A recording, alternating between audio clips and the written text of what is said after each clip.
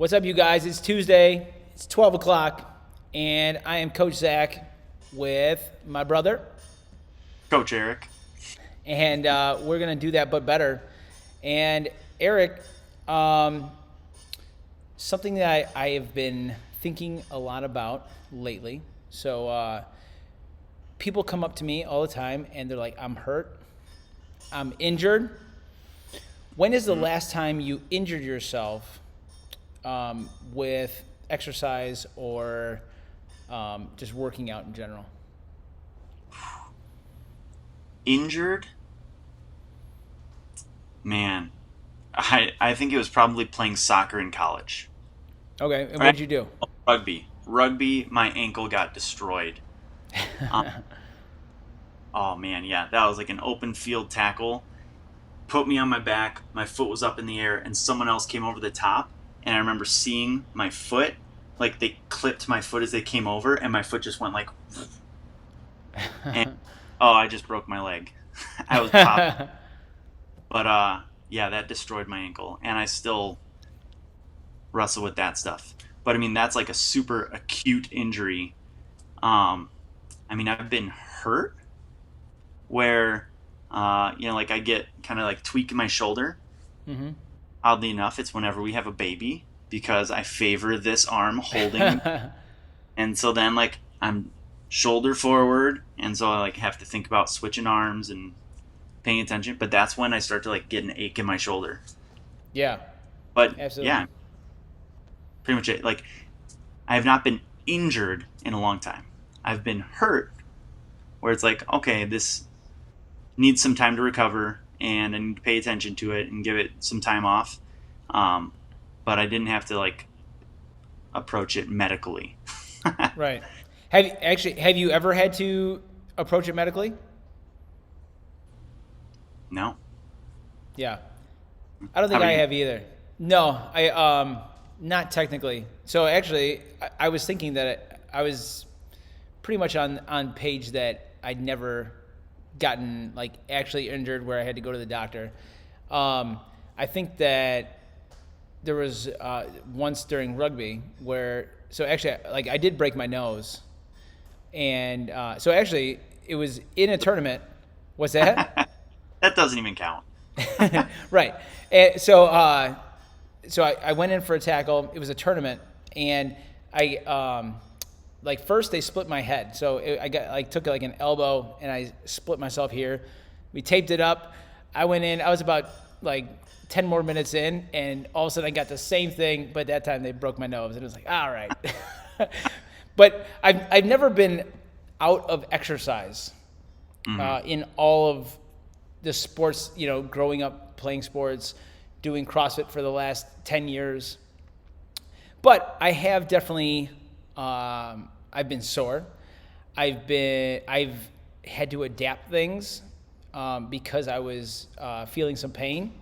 Hmm. And I think that this is a huge spot, especially um, with the growth of CrossFit and the amount of people doing it, and just from large ranges of athletic background. Hmm. I think that you're really starting to see a lot of like pain and soreness and all kinds of things, and often taken as I should not do this anymore. Right. And Yeah. there, Like go ahead. what?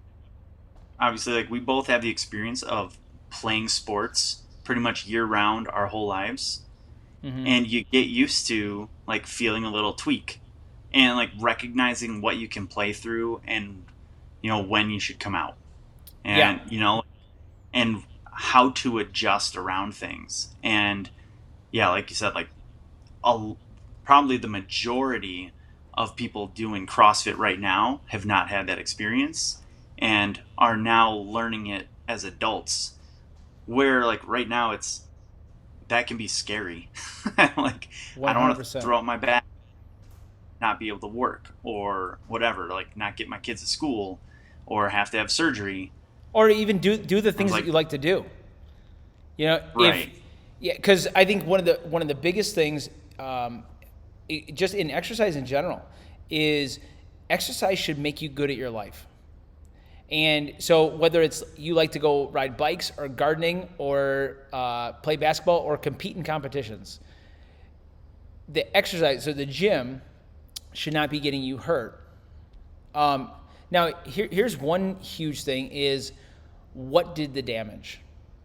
Mm-hmm. And when you start, actually, let's go. Actually, I'm going to bring that back. But one thing that I really loved, and I've thought about it like ever since high school, when I was learning Spanish, and I don't even know if this is true or not, but I remember my Spanish teacher teaching us like me duele, which was like, I hurt or whatever. But she was saying that literally it was like I have pain, or like, to have pain. And as opposed to just like it hurts, like, or like it gives me, it's like, hey, this is my feeling. And it made it a little bit different than like my arm hurts. It's like, no, like, all right, I have this pain. It's something that I can relate to. But when we start using things like, oh, it hurts, I have pain. Now it's like, well, what the heck does that mean? And because guess what? It hurts when your boyfriend or girlfriend breaks up with you. And it hurts, when you're sore. It hurts to have sunburn, right? It hurts to break your leg. And all those things, actually, it hurts to wake up in the middle of the night when your baby's crying. It's like, oh my goodness. All those things, like they're a pain, they're a feeling, and they're completely different. And it doesn't mean that I can't exercise or even go about my normal day. Yeah, like they're all different types of discomfort. Mm-hmm. And we use like broad terms like hurt to cover them all, when really like you can be a lot more accurate when you're talking about it. Yeah. And that thing, like, that helps you clarify what you're actually experiencing, and is going to give you a better idea of like what the issue actually is, or even if there. Right. Yeah, because having pain is not necessarily like debilitating for anything. Like, yeah, you're gonna have it. A toothache hurts, and it's like, all right, go to work. Yep. But so actually, I totally remember when I was first doing CrossFit. I was in my garage, and Natalie, my wife, had never really exercised on purpose.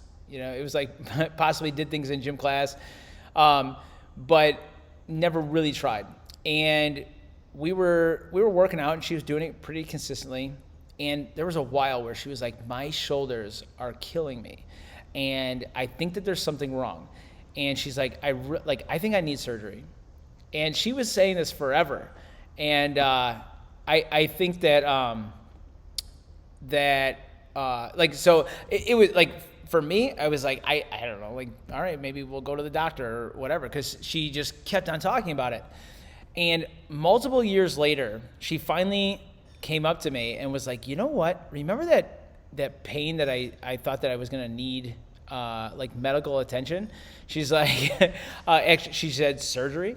She's like, I was really sore. I just never been like that before. And that was huge. And actually, one of the things I think that we do in the gym is we put ourselves through some discomfort. And this is totally relative. Like, the goal is not to make you be painful. Mm-hmm. But we're working into a little bit of like discomfort, and you're going to feel things. And you know what? You might, especially if you are 30 or over, you're going to hear clicks and pops and all kinds of weird stuff. And that's going to happen. It's not the intention, but it's going to happen. Just like as if you are a runner, if you're going to run, you better expect that your knees are going to be painful sometimes. Now, what we want to do is limit that and try and get to a pain-free state as often as possible. Right. But it's totally going to happen. Right. Recognize that in the pursuit of, reaching your goal, as you create the stimulus for change, like you're pushing up against the limit. Yeah. And it's uncomfortable and your body is going to need recovery. So just you have to get used to it and recognize it. Yeah. And maybe that's just the fitness community of, for a long time, everyone who was in a gym were people who lived in the gym. And Right. now, the last 25 years, it's been a big shift. And now, like I said, people doing this stuff for the first time in adulthood, we should probably be talking more about here's what it's going to feel like. Here's some things you're going to experience. Here's how you know the difference between something that's serious and something that's normal. Right. Now, actually, so Raul just wrote in. What's up, Raul? And he said he's learned a lot as an adult, and at one point he took a weight too heavy in a push press, and he said, my right rotator cuff pain scared me. But after a few weeks taking it easy and finally healed, and now yesterday with thrusters, he was all good, and he's learned to be more conservative, which yes, absolutely. Now, I have one other thing. Do you know that it was your rotator cuff? Or was it something in here when I was moving? And I think that we lots of times do this too. We give names to things. Was it your rotator cuff? Was it your delt? Was it your trap? Was it your lats? And you go, all right, hey, I did this on a push press. And guess what? Was it the push press or was it the things leading up to it? Mm-hmm. And so, when things start to break down, so weak things break, right? But also, you only have a certain amount of capacity. And so let's say that right here is our capacity. And if we go over this, we're going to get hurt, okay? Well, there's a lot of things that lead up to this before weight training or exercise or anything like that, right? So let's talk about, let's start building blocks, right? And you go, how much do you sleep, right? How is your nutrition? How has your recovery been? There's all these things. How is your health in general, right? What kind of capacity do you have in exercise right now? And now you do a heavy push press. And it's like, push press. And it's like, oh, wait a minute. If I would have been sleeping well, if I was eating well, if I was taking my rest days, all these kind of things, these things are compounding. And would I still be able to lift that heavy weight and stay within my capacity without going over? And right. Now I just got a great workout. So there's more factors than this movement, that movement. And there's going to be other blocks, like, do I have a previous injury?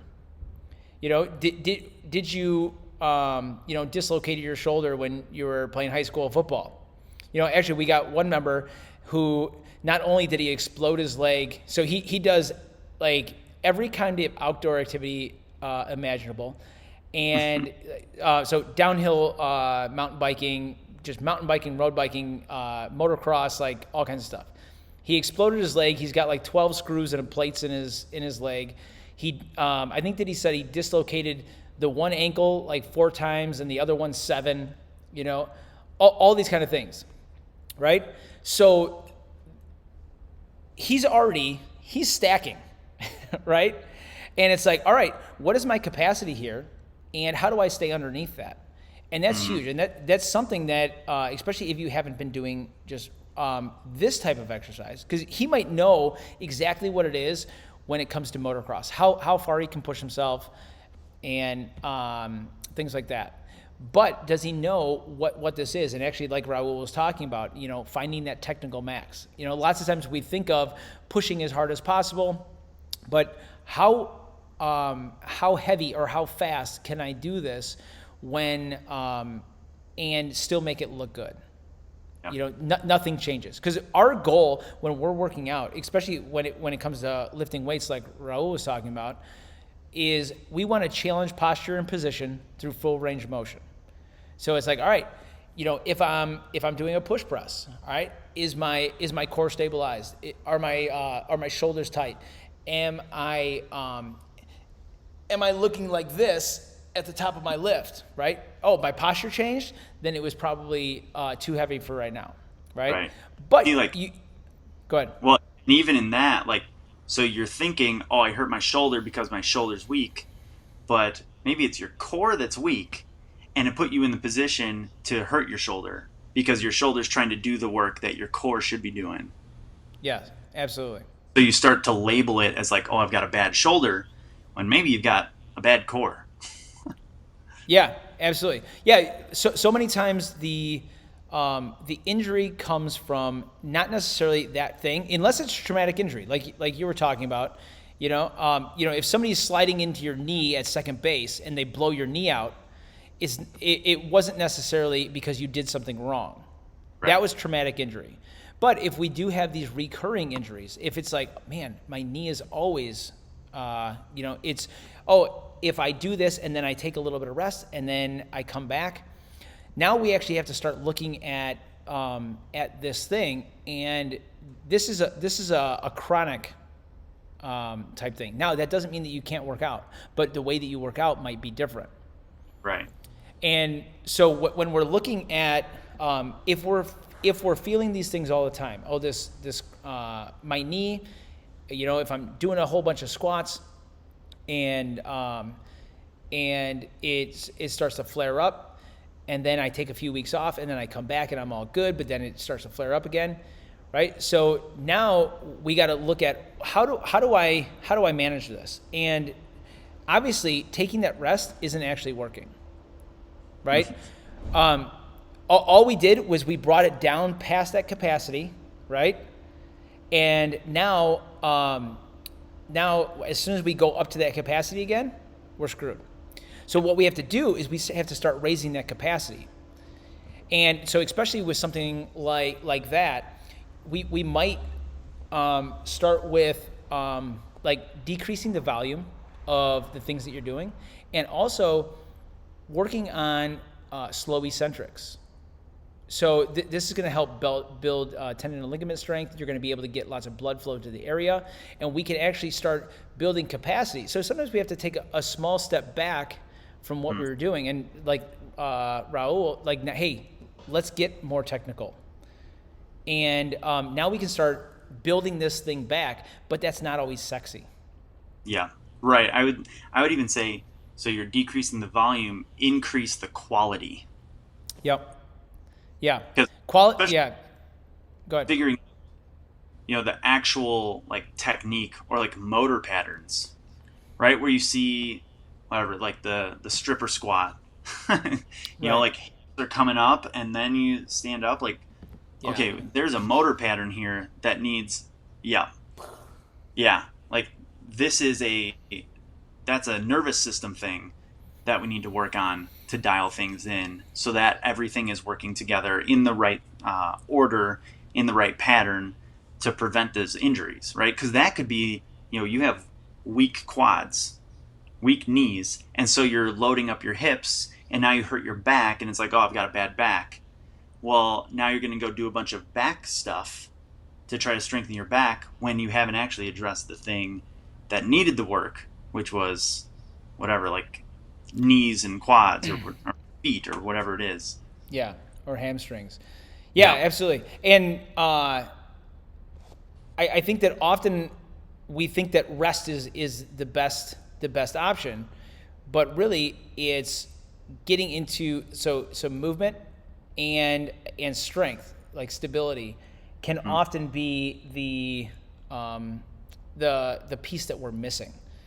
We get it all the time, especially, you're doing let's say front squats and box jumps, and your lower back is lit up. And now there can be multiple reasons for that. Is it that you're doing something wrong? Maybe. But also, is it that it is weak, right? You're going to be putting a lot of tension on that piece. Now, when you say that it hurts, right? Oh, my lower back hurts. Is it getting really tight? Is it there's a shooting pain, and it's tingling down my leg? Oh, that might be a lot different than, oh man, I have a huge muscle pump in my lower back. And I'll tell you what, I don't know how many times, we'll be doing something and their lower back is lit up, and we were doing a lot of you're doing good mornings or something, and yeah, you're going to feel it in your hamstring and glutes, but you might also feel it in your lower back. But if we did a bunch of lunges and your glutes are all lit up, everyone's like, oh yeah, booty pump. Or if we're doing curls and all of a sudden your bicep is 3 times as big when you get in the shower, you're so hyped. But when it's your lower back, you feel it, and now you said that it's pain, and it's like, is it sore? Is it tight? Is it pumped? Because a muscle pump is great when it's in other areas, and we love it. Yeah. Yeah, that's a good point. Like the location, especially lower backs, because everyone's so scared of their lower back. Yeah. The work. Yeah, and people are afraid to work their lower back, and it's like, all right, well, we need to work that. Same thing, shoulders. I think that shoulders, especially if you go from not really doing many lifts to lifting, they're number one, yeah, you can injure them pretty easily, but but also I think that people don't use them very often. So you don't your legs, people are still going to walk, whether your knee hurts or not, people are just going to walk. And so it's a lot easier to go, all right, I shouldn't be doing this press. And it's like, man, you really need to work on your shoulders. Actually, going back to Natalie, she wasn't working out very much, and she was talking about how she felt like she was starting to round in, and just shoulders caved in, and she was getting a pain in her sternum. And again, she was like, I have something seriously wrong. And she got back into just 3 days a week, and she did it for multiple months, and she's like, everything went away. I feel like I'm taller, and so she possibly was she was, for the last year, she's doing online schooling, she's teaching online, she's on a computer like this, and it's like, yeah, now we need to start working your back and being symmetrical, and now we can start working towards feeling better. Mm-hmm. Yeah, and even, going back to the lower back stuff, again, if your lower back is pumping real hard, say with deadlifts or something, it might be that you aren't squeezing your abs. Yeah. Because it's all one side when really you should be squeezing your abs and your back. So again, getting those things to be working together at the right time in the right way is going to relieve a lot of that, and save from that injury, where it's not that your back is weak, it's just that it's not working together with your entire core, and so it's getting overloaded more than it should in this movement. Absolutely. So again, putting those patterns together, and that's something that you can really focus on and put a lot of work on if you have had that injury, or you're feeling that tweak and you're like, okay, I need to rest my lower back. Okay, let's focus on that core. Let's do our hollow rocks, and start putting all of that back together, and then start adding some movement, with the super simple, bird dogs and dead bugs, putting that core together with it moving your extremities. It's the basic core to extremity. Yep. And relearning that stuff, so that when you get back to grabbing weights, you're ready to go, and you're ready to go better than you were before. Yeah. And I'll tell you what, I've had so many people who have came here and they're like, man, I've had this pain for a long time, right? And they started working out and they're like, hey, my lower back pain is gone, right? And hey, my this pain is gone. And then all of a sudden you feel it again and they stop working out. And it's like, wait a minute. Like, you know, it wasn't, like you had this before, right? Mm-hmm. And this thing made it better. And now because you feel it again, doesn't necessarily mean that that was the thing. You did it way before, right? Right. And the thing, like, you know, they can coincide. Yes, it could be, like something that you did working out could have aggravated it, right? But again, like, let's go back to that capacity. Right. It's like, maybe you aggravated it while doing this thing, but it was these other things that that built the like filled your capacity, and now you went over. Mm-hmm. And so you got to think about that, because you know, not exercising is almost always not the cure. Exercising better. And so remember that, like, that a specific workout is not the be all end all. You know, it's how you do it.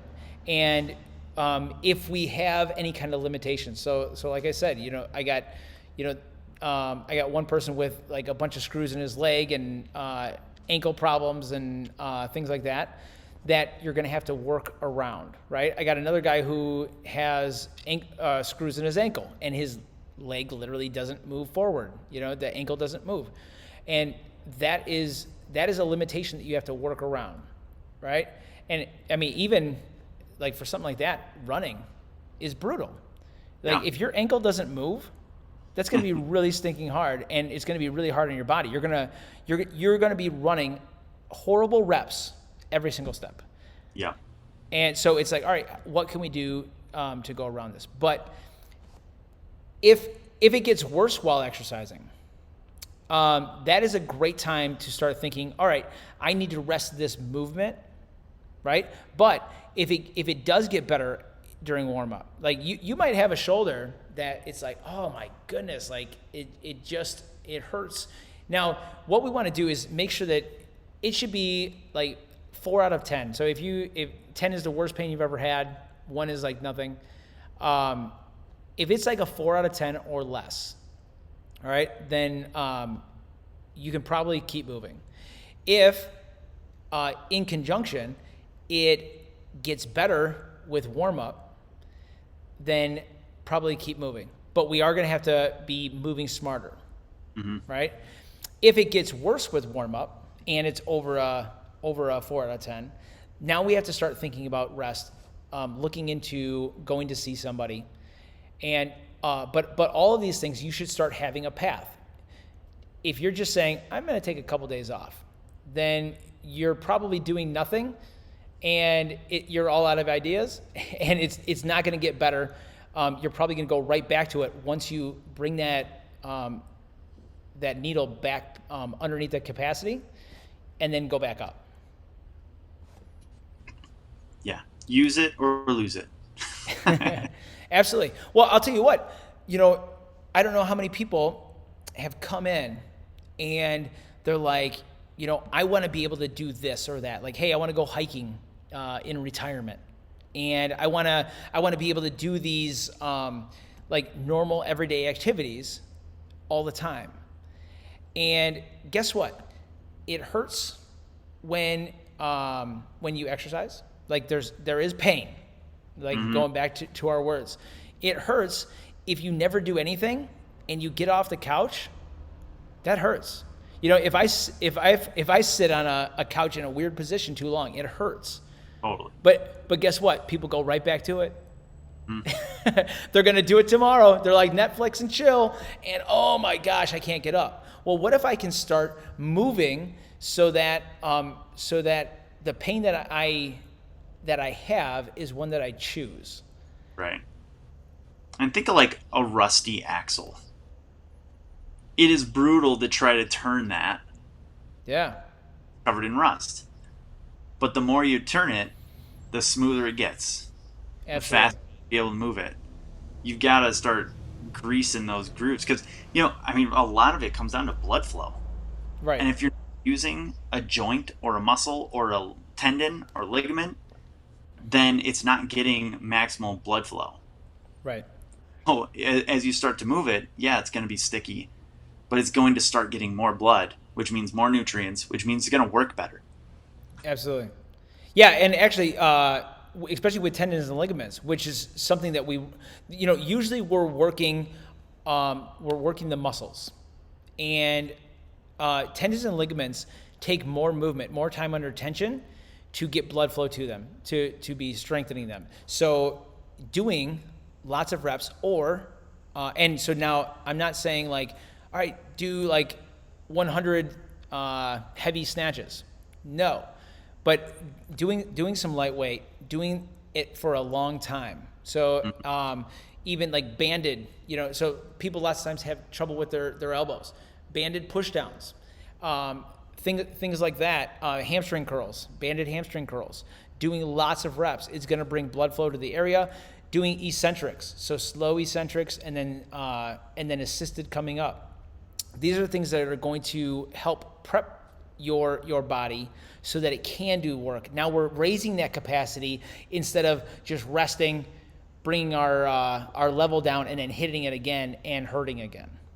Right. So yeah, like in the context of, working through injuries or around injuries, like that stuff is your prehab. So preventing the injuries in the first place, that's going to, fix those imbalances, strengthen those tendons and ligaments, kind of bulletproof you. And that's rehab. So after something's been injured or hurt, you've got to tweak. That's the approach to take to start getting the blood flow going, to get through the ranges of motion and start building it back up better than it was. Yeah, actually, we recently we had two people who had dislocated their shoulder. All right, and so one, like they fell with like they were filling up a pool and slipped and just. Somebody else was doing actually, like an ab wheel, like rollouts, and just pop. And now, interesting thing, one person, like we gave some work to do, and so obviously we adjusted everything. I was like, you guys can still come in. We're going to get you a workout. There's still so many other body parts that you can work, and 80% of your body. right, and one has been doing a bunch of stuff to strengthen the shoulder, and they almost seem right now at full capacity. Now, I still won't let them go at full capacity, right? So we're still really limiting stuff. We're taking things slow. One hasn't been doing it, has still been working out, but not rehabbing nearly as quick. Now, it's not a scientific study, but I mean, when you're looking at it, it's like, all right, hey, just do this small bit of work, and it's very small stuff. And in their workouts, they're not going, especially when they're using upper body stuff. We're not doing high intensity. We're not doing fast and heavy. You're going to do slow and controlled. We're going to go through ranges of motion that you can handle, and we're working into more of that. But they're still able to work out. They come in every day, and they're getting better. They're getting fitter, even if they aren't able to do the same amount of something with that one little body part. Yeah. Yeah, there's a high schooler I know out here who just tore his ACL in football camp, naturally. And he was obviously like super bummed. He just had surgery last week. But I was telling him, like, if you keep working the other leg, and keep working the stuff around it, like you can work your ankle, you can work your hip, just doing hip circles or whatever, that's going to delay the atrophy in the injured leg, and so you'll be able to come back better. And like his eyes lit up. Seriously? He's like, okay, I'll come do some workouts. Yeah, Yeah. let's do it. You can bench, you can row, you can do pull-ups, ring rows, like you can do pretty much everything except for Yeah. like squat. Right. Yeah. I had a high schooler over the summer that he had broke his leg, and so yeah, we were doing single leg squats, single leg deadlifts, and then everything else, so upper body and all that kind of stuff. It's like, yeah, keep getting strong. But yeah, I feel like if you are going to reserve yourself to only work out if you have like no feeling in your body, right? You're in big trouble. And like I said before, the goal is not to be hurting or to be sore. And really, yeah, we want our body to be pain-free as often as possible. But feeling what that is, labeling it correctly, and finding out what can I do, because if you want to be hiking when you're retired, I can promise you that when you go hiking, you're probably going to feel some stuff. It's going to hurt. You're gonna, if you're hiking, you're probably camping. and the way that you feel when you wake up in the morning when you're camping, especially when you're 35 plus, it's like, all right, this doesn't feel like when I was 18, and there's going to be some pain. And like, again, it's like choosing what you feel. Yeah. Yeah, and man, a lot of that stuff becomes mental too. Like if you've had an injury, say you've injured your shoulder, now that's your hurt shoulder. And it's like you can feel it. Like, what do you feel? Is it just kind of an awareness right there? Because like I get that, knowing that I've worked through issues with my shoulder, that it's like, okay, this is the shoulder that had problems, so be careful. When really, like, I'm not having any issues. It's like you're starting to create them in your head. Right. You label it as your bad shoulder or your bad knee or whatever, and it's going to stay that way, until you decide, like, it's healed. It's 100%. It's fine. Then you Right. can start to get past that mental block of, like, I have problems here. Right. And you know what? You sort of hit on this a little bit earlier, but let's dive into it a little bit more. Yeah, you have this bad knee, but most injuries, unless they're traumatic, are not necessarily. Well, I'm not going to say most, but often they are. It's not necessarily the thing that is the problem. That's the last sign. Yeah. Of a problem. And so your knee might be painful when you're squatting, but guess what? It might have been your hip. It might have been your ankle. So actually, like I was talking about with the one member who has the screws in his ankle, all right? And you go, man, my knee really hurts when I run. Well, yeah, it's because you have to turn your feet out like a duck to run, and now your knee's caving in, and your knee doesn't bend that way. And it wasn't your knee, it's that your ankle was screwed up and it compromised these other things. And so now it's going to give away, just like a door that's too tight. And it's like, oh, the sawdust, right? Oh, what's the sawdust from? And it works until it doesn't, because your body adapted to still get the work done, but in an unoptimal way. So always looking upstream and downstream to, all right, here's a problem. And now where is it coming from? And, so often, like lower backs and knees and things like that is coming from the hip. And so many people are tight because we sit, we drive, we watch TV, all sitting with our hip closed, right? And now if my hip is closed, even just a couple like degrees, right? So let's say like 2 degrees. All right, now so that I can stand up straight, boom. And now I've got this big arch, and it's like, why does my lower back hurt all the time? Why are my hamstrings tight? Oh, because they're because they're stretching here, because I'm always like this. And it wasn't the hamstrings. And actually, like, now you start doing this more, and it's like, oh wait, if I went the opposite way and like strengthen that or lengthen that psoas, now I might be fixing this problem on the backside. Yep. Or, man, shoes. If your shoe raises your heel this much, that tilts your shin forward, and that would, if you're standing in a straight line with no raised heel, you would be standing. But now that heel is lifted, it would shift forward. So now your knees have to go forward, your hips have to go back. Now you have to arch your back. Everything is completely out of line, and everything is hanging on tendons and muscles instead of stacked on bones. And lo and behold, we've got massive knee problems and hip problems and back problems. Yeah. It's not a mystery. Yep. And the solution there is not to stop moving. Right? Yeah. Move better. Yep. Move better.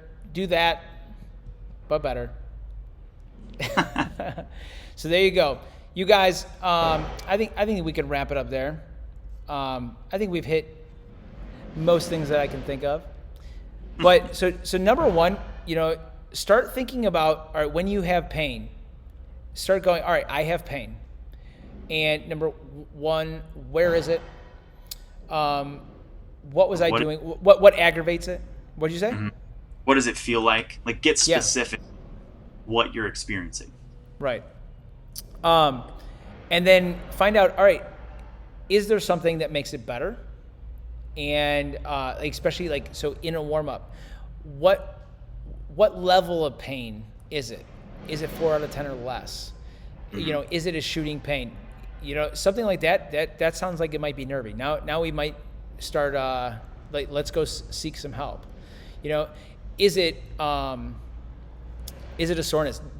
Can I touch it and feel that, right? Things like that. So find out what it's feeling like, what's aggravating it, what makes it better, and then we can start going from there. But yeah, don't be afraid to seek out some type of doctor, and I would definitely go more to a movement specialist. So whether it's like chiro, PT, something like that, your medical doctor is not trained in movement; they're trained in medicine. So go to them for for medical problems, not necessarily for soft tissue and things like that. Right. And like your PTs, if they're checking it out, if they think that there is structural damage that's going to need surgery, they're going to let you know. Right. Going to the ortho first, whose only option is like painkillers and surgery. Right. So yeah, find out what it is, and definitely if you have a coach, talk to them, and go, all right, here's some things that I'm feeling, and how do I stay active and get better, because that's really what we want. Yeah, you can always make it happen. There's always something you can do. You can go on YouTube and look up inspirational workout people and see people who are born with no limbs who are in the gym every day.